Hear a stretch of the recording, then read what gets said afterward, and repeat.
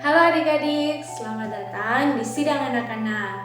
Nah, hari ini sebelum kita mulai, kita seru nama Tuhan dulu. Lalu setelah itu Kak Evelyn akan bimbing kita di dalam doa. Oh Tuhan Yesus, oh Tuhan Yesus, oh Tuhan Yesus. Amin. Terima kasih ya Tuhan. Makasih hari ini kami boleh datang untuk mendengarkan firman-Mu, dapatkan hati kami, hati yang mau mendengar juga fokus kepadamu. Oh Tuhan Yesus, terima kasih ya Tuhan, kami cinta padamu. Amin. Amin. Nah adik-adik, sebelum kita berkidung, Kak Evelyn mau mengingatkan untuk saling menjaga kesehatan. Kalau tidak ada berkepentingan yang mendesak, adik-adik harus tetap di rumah, tidak usah keluar dulu, karena menjelang tahun baru pasti akan di luar akan lebih ramai. Nah adik-adik tetap harus menjaga kesehatan. Kalau di luar adik-adik harus tetap rajin-rajin cuci tangan, juga menggunakan masker. Nah adik-adik, setelah ini kita akan berkidung.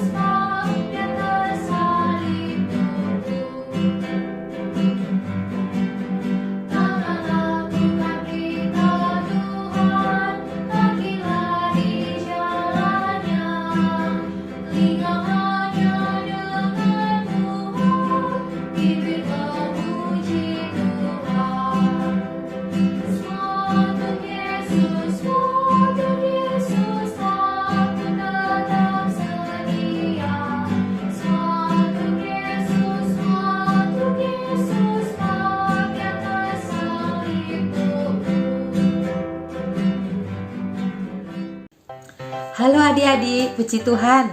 Wah, senang sekali ya hari ini Kak Indah bisa bertemu dengan kalian semua. Hari ini Kak Indah mau menceritakan satu firman Tuhan yang sangat baik ya. Satu tokoh di dalam Alkitab yang mungkin ya ada beberapa di antara kalian sudah pernah tahu dan pernah dengar ya adik-adik ya.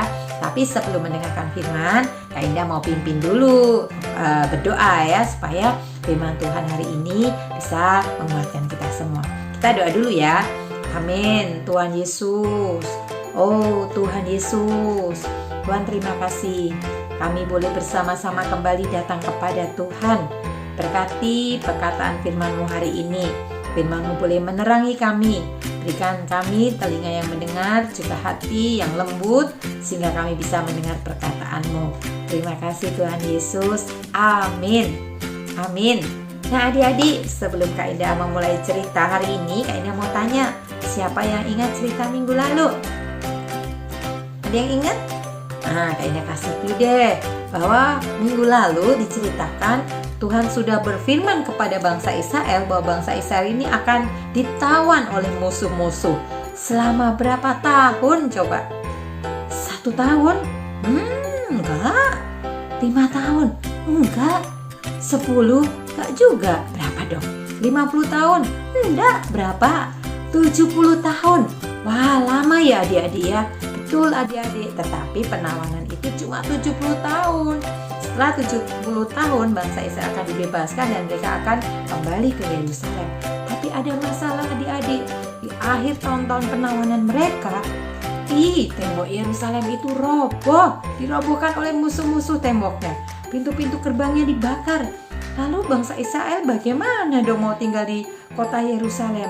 Nah, karena itu adik-adik, karena keadaan yang demikian, Tuhan membangkitkan seorang yang bernama Nehemia. Siapa coba? Nehemia, betul. Nehemia ini adik-adik adalah seorang yang bekerja di satu kerajaan Persia ya. Dia bekerja terhadap Raja Artasasta. Raja siapa? Artasasta. Ya, Dia bekerja di Puri Susan sebagai apa ya? Sebagai tukang masak? Bukan, sebagai tentara. Bukan juga. Siapa yang tahu? Ya, dia bekerja sebagai juru minum. Juru minum kerjanya apa sih ya? Juru minum kerjanya adalah menyediakan minuman yang terbaik bagi raja. Wah, pekerjaan yang menyenangkan ya adik-adik ya. Karena setiap hari bisa bertemu raja. Tapi adik-adik, walaupun dalam keadaan yang demikian mungkin menyenangkan ya bagi Nehemia, ketika dia mendengar ya, ketika ada orang datang dan memberitakan bahwa tembok-tembok Yerusalem itu dirobohkan, pintu-pintu gerbangnya, palang-palangnya dibakar, Nehemia ini sedih sekali. Bahkan dia berdoa, berpuasa kepada Tuhan. Dia ingin Tuhan mengatur situasi supaya dia bisa datang ke kota Yerusalem untuk meneliti, untuk melihat apakah benar demikian. Karena kesedihan hatinya ini adik-adik, suatu hari ketika dia harus menuangkan minuman kepada raja, mukanya ini tidak bisa dibohongin, dia tidak bisa berpura-pura gembira adik-adik. Nah, si raja tanya sama Nehemia, "Nehemia, kamu kenapa? Mukamu kenapa sedih sekali?" Wah adik-adik, saat itu jika raja ini tidak berkenan kepada juru minum, maka raja ini berhak membunuh karena dia tidak suka atau memenjarakan juru minum. Nah, pada waktu itu sebenarnya Nehemia juga punya satu ketakutan adik-adik. Karena kalau Nehemia ini tidak disukai raja karena mukanya yang sedih, dia juga bisa kehilangan nyawanya. Tapi ketika raja demikian, Nehemia memberanikan diri berkata, "Rajaku, hatiku sangat sedih karena ada saudaraku yang memberitakan bahwa tembok-tembok Yerusalem ya, tembok-tembok di mana saudara-saudaraku tinggal itu dirobohkan, pintu-pintu gerbangnya dibakar. Aku ingin ke sana dan aku ingin meneliti, aku ingin kembali membangun tembok itu." Nah, puji Tuhan adik-adik, ternyata adik-adik, raja tidak marah, tetapi raja mengizinkan. Tidak saja mengizinkan, bahkan raja juga memberikan surat kepada Nehemia untuk diberikan kepada bupati-bupati di daerah-daerah yang akan dilewati Nehemia dari kerajaan Persia ke kota Yerusalem. Wah, raja ini sungguh baik adik-adik. Kenapa raja begitu baik? Karena raja melihat ketika Nehemia bekerja, Nehemia juga orang yang sangat rajin. Kalau misalnya Nehemia nggak rajin gitu ya, Nehemia malas-malasan kerja, nggak mungkin raja memberikan hak yang sedemikian unggul ya, menyuruh Nehemia pergi, ya memberikan cuti, bahkan dia memberikan Nehemia surat yang sangat berharga untuk bupati-bupati. Bahkan adik-adik, raja juga membekali Nehemia dengan banyak perlengkapan adik-adik. Lalu tanpa buang waktu adik-adik, Nehemia pergi ke kota Yerusalem. Dia melihat tembok-tembok Yerusalem. Benar adik-adik, ketika dia datang ke Yerusalem, dia sedih sekali karena tembok-temboknya runtuh. Nah adik-adik, kalau kalian mendengar ya, hari ini juga banyak bencana alam ya, di mana-mana ada bangunan-bangunan yang besar runtuh ya. Mungkin ya ada salah satu di antara yang terkena bencana itu adalah saudara-saudara kita. Pasti kita sedih bukan? Sama, hati Nehemia juga demikian. Tapi dia tidak hanya sedih lalu diam, tidak adik-adik. Dia memanggil semua bupati-bupati, imam-imam ya, orang-orang Yehuda, orang-orang Israel untuk membantu pembangunan tembok Yerusalem. Nehemia membekali mereka ya dengan peralatan untuk bangunan. Kalian tahu nggak? Kalau orang lagi mengerjakan bangunan, bapak-bapak tukang biasanya bawa apa? Ada yang bisa menyebutkan? Bawa apa coba? Bawa piring, sendok? Enggak dong. Bawa pisau kecil? Enggak dong. Mereka bawa peralatan tukang, hammer, gergaji, catok, apapun dibawa adik-adik ya untuk membangun tembok. Tetapi ada yang unik adik-adik. Ketika mereka membangun tembok, mereka juga membawa perlengkapan perang. Loh. Kenapa orang mau bangun tembok kok bawa perlengkapan perang? Karena ketika mereka membangun tembok, ada orang-orang yang tidak suka adik-adik. Ada Tobia.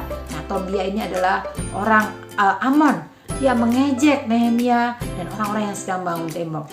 Lalu ada juga Sanballat adik-adik. Lalu ada juga Geshem ya, orang Arab. Yang mereka mengejek, mereka bilang, nggak mungkin kalian bisa bangun kembali tembok Yerusalem ya. Kalian tuh diperdaya oleh Nehemia. Tapi adik-adik, Nehemia menguatkan hati setiap orang-orang yang sedang membangun tembok. Nehemia bahkan berdoa kepada Tuhan ya.